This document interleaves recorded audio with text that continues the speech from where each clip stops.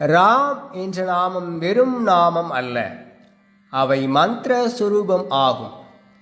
ஓசை வடிவமாக அவை நிலைத்திருக்கின்றன. இத்திரு நாமத்தை ஓயாது ஓதி வந்தால் பக்தி பெருகும், மனம் தூய்மை பெறும், மன உறுதி மேம்படும். வெறும் மந்திர ஜபத்தாலேயே ஒரு வேடன் வால்மீகி மகரிஷியாக மாறினார் என்பது எல்லோரும் அறிந்ததே. வால்மீகி முனிவர் ராமாயணத்தை 100 கோடி ஸ்லோகங்களால் எழுதினார். அவர் எழுதிய இதிகாசத்தை பறித்து கொண்டு போவதற்காக தேவர்கள், அசுரர்கள், மனிதர்கள் ஆகியோருடைய சர்ச்சை தோன்றியது. அது சண்டையாய் மாறியது. சண்டையை தீர்வதாக இல்லை. இவ்வழக்கை தீர்க்கும் பொருட்டு அவ்விடம் சிவபெருமான் தோன்றினார். சிவபெருமான் 100 கோடி ஸ்லோகங்களை ஆளுக்கு 33 கோடி ஸ்லோகங்களாக பங்கிட்டு கொடுத்தார். மிஞ்சிய 1 கோடி ஸ்லோகங்களை தேவர்கள், அசுரர்கள், மனிதர்கள் என ஆளுக்கு 33 லட்சம் ஸ்லோகங்கள் வீதம் பகிர்ந்தளித்தார்.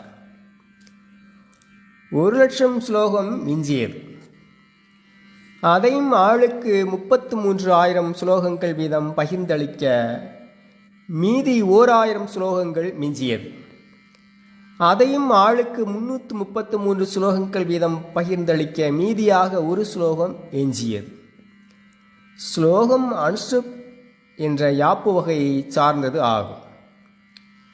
ஒரு ஸ்லோகத்தில் 32 எழுத்துக்கள் இருக்கும். கடைசியாக மீதமுள்ள ஒரு ஸ்லோகத்தில் உள்ள 32 எழுத்துக்களையும் ஆளுக்கு 10 எழுத்துக்களாக தேவர்களுக்கும், அசுரர்களுக்கும், மனிதர்களுக்கும் பங்கிட்டு கொடுத்தார் சிவபெருமான். இறுதியாக 2 எழுத்துக்கள் மிஞ்சியது. அவ்வெழுத்துக்கள் ராயும் என்பதாகும், அதாவது ராம் என்பதாகும். சிவபெருமான் அவ்விரு எழுத்துக்களையும் தம்முடைய சேவைக்கு கூலி என எடுத்துக்கொண்டார். சிவபெருமான் இவ்வழக்கை ராம் என 2 எழுத்துக்களோடு முடித்து வைத்தார். தேவர்களோ, அசுரர்களோ, மனிதர்களோ சிவபெருமானுடன் போட்டியிட முடியாது வெளியேறுகின்றனர். இலக்கியத்தின் சாரம் முழுவதையும் ராமநாமத்தில் கொண்டு வந்து வைத்து விட்டார் சிவபெருமான். ஆகவே ஒவ்வொருவரும் தினந்தோறும் இந்த ஈரெழுத்து மந்திரத்தை உச்சரித்தால் போதுமானதாகும். இலக்கியத்தை படித்த புண்ணியம் கிட்டும். சகல வல்லமைகளையும் வழங்கக்கூடியது ராம மந்திரம் ஆகும்.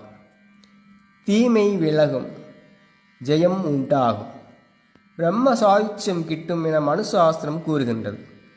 தாங்களும் இத்திரு மந்திரத்தை தவறாது உச்சரித்து நன்மைகள் பல பெற வேண்டுமா? எல்லாம் அல்ல இறைவனை வேண்டுகின்றோம்.